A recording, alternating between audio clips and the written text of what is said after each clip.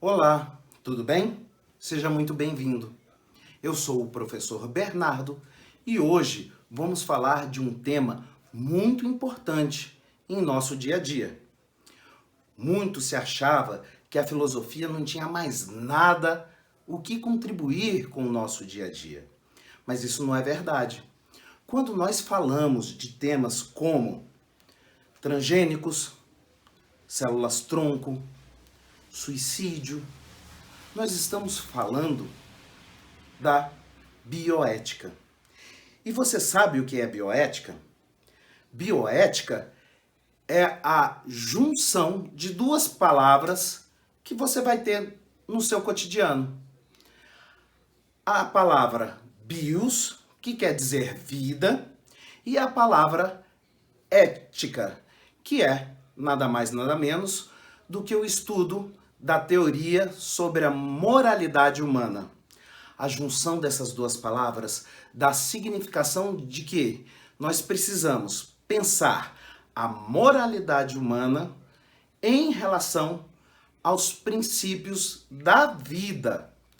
E nós vamos aplicar todos esses conceitos de moralidade na vida humana, a vida animal e ao meio ambiente em que vivemos. A palavra foi usada pela primeira vez em um artigo científico em 1927 pelo pesquisador Fritz Iar. Mas ali a discussão estava muito voltada em relação aos direitos da vida. Anos depois, o tema foi melhor trabalhado num artigo chamado Bioética: Pontes para o Futuro. E ali, nesse artigo, o conceito foi expandido para outros lugares, como por exemplo, alimentação, degradação ambiental, crescimento demográfico. E o tema foi cada vez mais expandido a partir de duas outras perspectivas.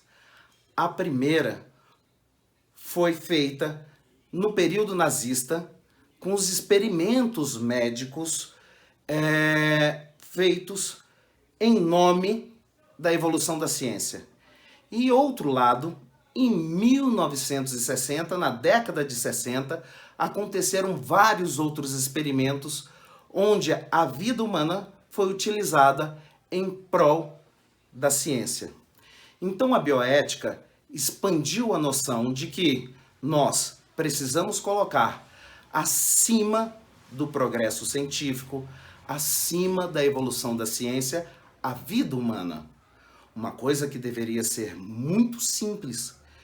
Então, do ano de 1974, o ano de 1978, foi produzido o chamado relatório Belmont, onde vários cientistas teóricos foram convidados para produzir esse relatório, para lançar bases éticas para a produção de ciência no mundo.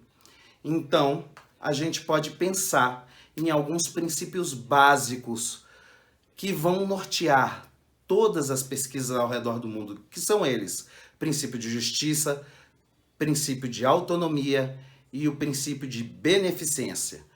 Depois, em 1979, o filósofo Tom Bechamp e o amigo teólogo escreveram um livro que virou o livro básico, o norteador do principialismo bioético.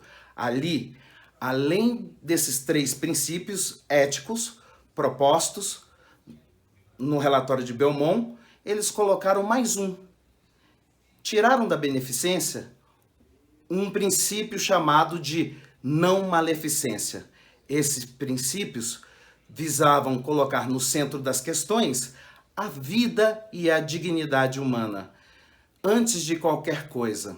É claro que de lá para cá, a bioética progrediu muito e os temas foram alargados.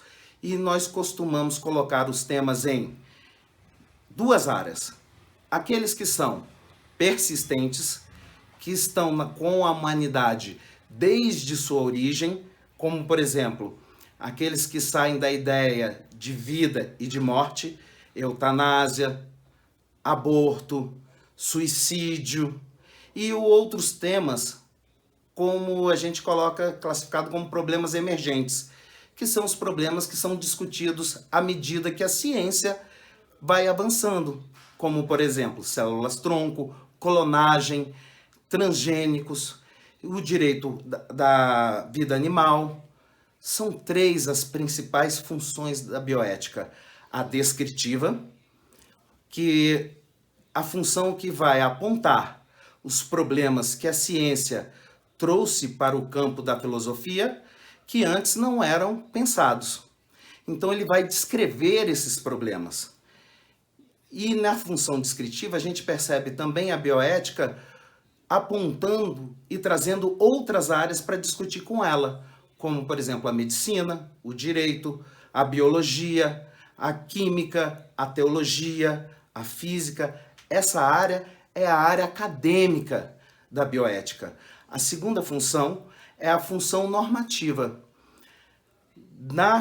Partindo da descrição, nós vamos normatizar esses problemas, que são o conjunto de regras que vão ser aplicados às pessoas que passam por problemas que podem ser aplicados à bioética.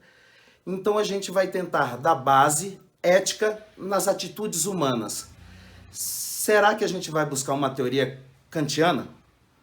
Será que existe alguma teoria filosófica que se aplica para a criação de uma nova bioética? E nessa a gente chega na última função, que é a função protetora. E essa função é uma das mais importantes, porque visa proteger a vida do indivíduo, a vida humana. Então essas são as funções e o conceito da bioética. Eu espero que você tenha gostado e te convido a acessar o conteúdo teórico que fica aqui embaixo para você poder ler mais um pouco, e já proponho aqui que você pense nas suas ações cotidianas e dessas ações cotidianas relate no seu caderno quais dessas ações precisam ter a ideia da bioética, ou seja, da conservação da vida sendo aplicada, seja na vida pessoal ou seja na vida profissional. Vamos pensar? Vamos exercitar? Muito obrigado e até uma próxima aula.